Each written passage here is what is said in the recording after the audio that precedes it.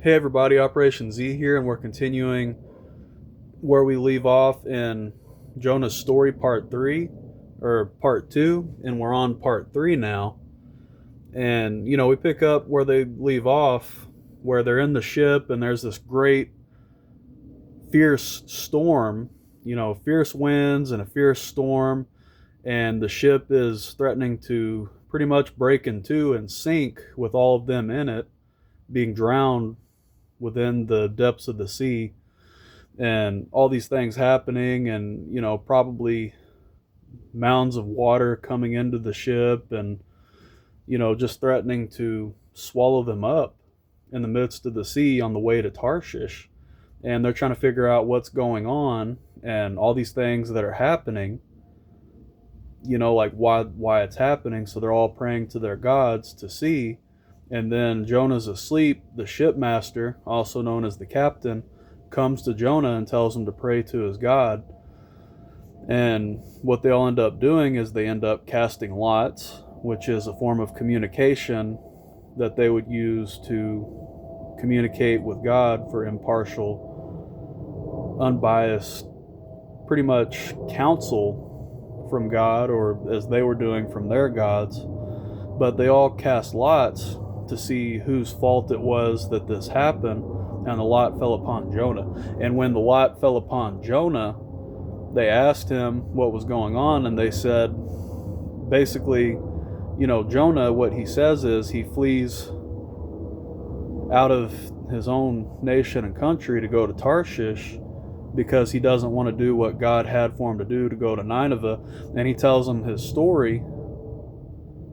And when he tells them his story, they're very fearful at this point because they know the God of the Jews to be a very powerful, mighty God, that his fame and glory spread from everything that he did in Egypt, and everything that he's done to help the Jews out, when they retook and reclaimed the land of Canaan, where they originally came from before they went into Egypt, and just all these stories of these great and mighty signs and wonders. And they were fearful because they knew it was exactly that God that was displeased with Jonah. So, Jonah proposes. He tells them basically, hey, just take me and throw me out of the ship. He's probably just overthrown with a lot of remorse and guilt because all their lives are in jeopardy at this point. And, he's saying basically, hey, just throw me overboard so you all don't die with me. And of course, they didn't want to do that right away because, they wanted to show some compassion and mercy instead of just throwing someone overboard in the midst of a very devastating, brutal storm from God. So basically, they try to get to dry land, but when they can't because the sea is raging too strong and it's just too hard to get to land, they take Jonah and they cast him into the sea.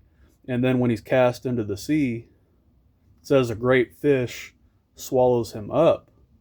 And we know from what Jesus says later on concerning it that it was actually indeed a whale, and which they have that anatomy where somebody could actually be in the stomach of a whale and whatnot. Like, it could actually happen even. It's not just a great fish, but it's a whale, and he's there. And we can only imagine what Jonah is feeling at this point, just dealing with this and going through that pitch black darkness. Probably the sounds that the whale makes is the only thing that he hears. And, he's probably just covered up with gunk and all kinds of stuff. And it's just probably this terrible experience that he's going through, just him inside of the whale. And, probably even kind of traumatic what he's going through. And, he's there in the midst of the sea and he's doing all these things. And we're going to start in Jonah chapter 2, verse 1. Then Jonah prayed unto the Lord his God out of the fish's belly. And, that's verse 1. So we see the first thing he thinks to do is pray to God, which not even necessarily the first thing he thinks to do, because he's in there for 3 days and for 3 nights. That we see in that last verse there in verse 17 of chapter 1, that we see pretty much he is in there for 3 days and 3 nights. And then basically all of a sudden he just decides to pray onto the Lord of hosts a prayer. And we're going to see as we read on what that prayer is. So Jonah chapter 2 verse 2, and said, I cried by reason of mine affliction unto the Lord, and he heard me. Out of the belly of hell cried I, and thou heardest my voice.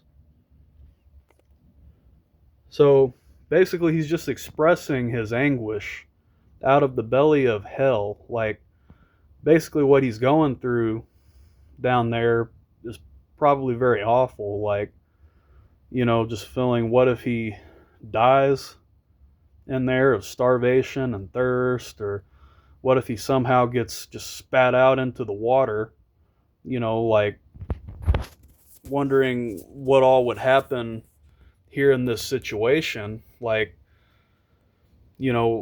like he's wondering what his fate is going to be, like how he's going to die and all these things. And again, pitch black darkness, probably all covered in gunk and whatnot, and all these things that are afflicting Jonah right now because of his disobedience to God. And, we see pretty much that, he compares it to hell. He says, out of the belly of hell cried I, and thou heardest my voice. So he is pretty much, just expressing again his torment and anguish as he's in this whale's stomach for so long. And, 3 days in there. And, when it's pitch black, and when all you hear is all these, basically the only noise you hear is whatever noises the whale makes, and maybe somehow the ocean around you and stuff like that. But that would be pretty awful, especially for a long period of time where you can't see anything and you can't pretty much do anything because you're stuck in there. And he was imprisoned in this whale's stomach for the 3 days and the 3 nights. And we see here that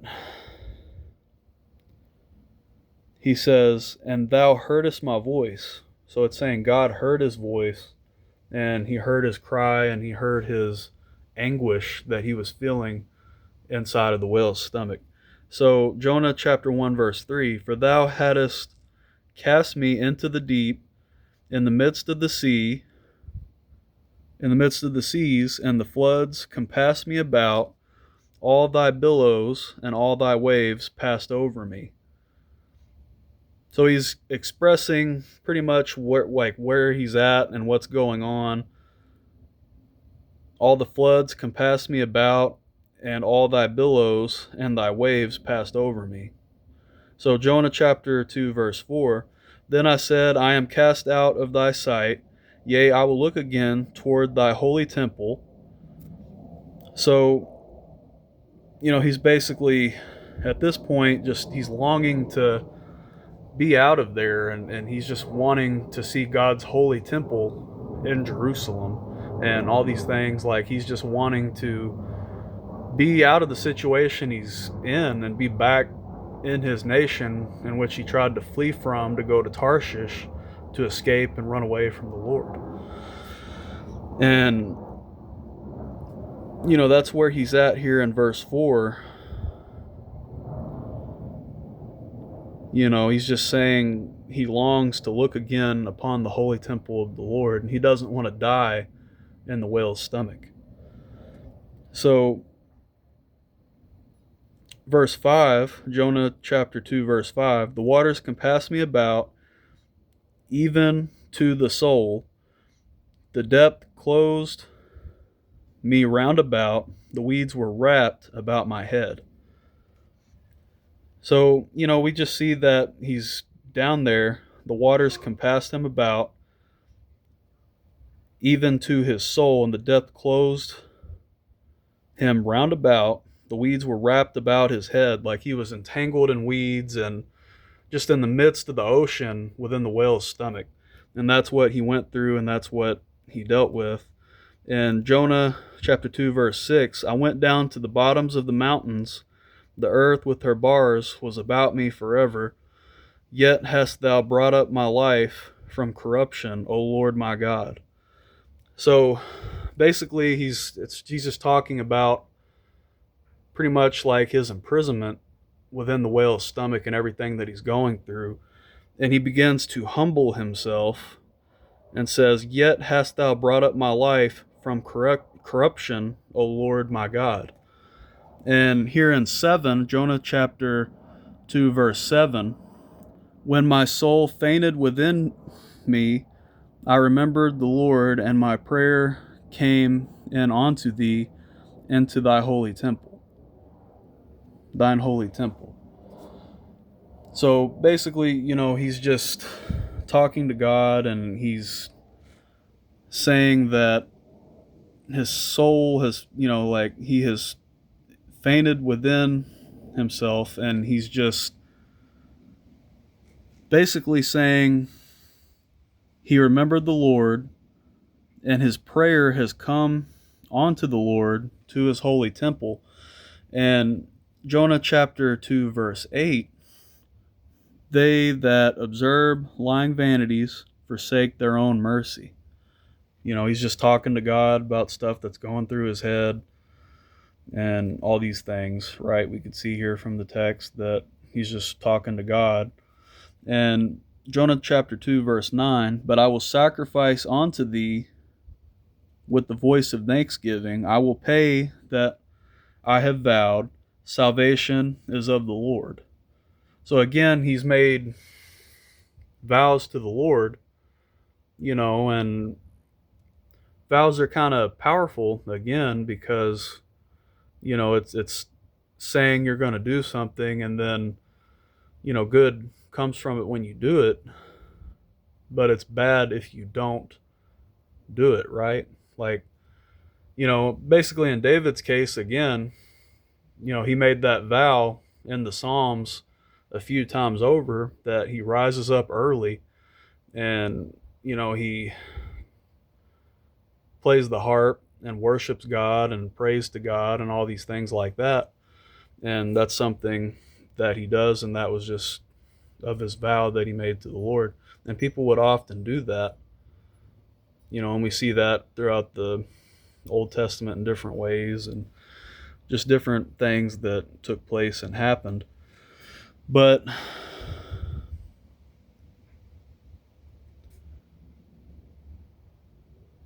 verse 10, Jonah chapter 2, verse 10, and the Lord spake unto the fish, and it vomited out Jonah upon the dry land. So it's something to notice too here that, again, Jonah had humbled himself before the Lord, and for disobedience, there was a prophet that disobeyed the Lord right before, and a lion just came and ate him up. And basically, when the lion devoured him, it didn't even eat him, but it just laid there beside his carcass and the beast that he rode upon. And, it was a very bad thing for the disobedience that prophet did. And, here we see Jonah's disobedience for what he was supposed to do. And, he didn't do, he fled and ran. So he's in the whale's belly. God could have found a different prophet if he so chose to, and it could have been Jonah's fate to die in that whale.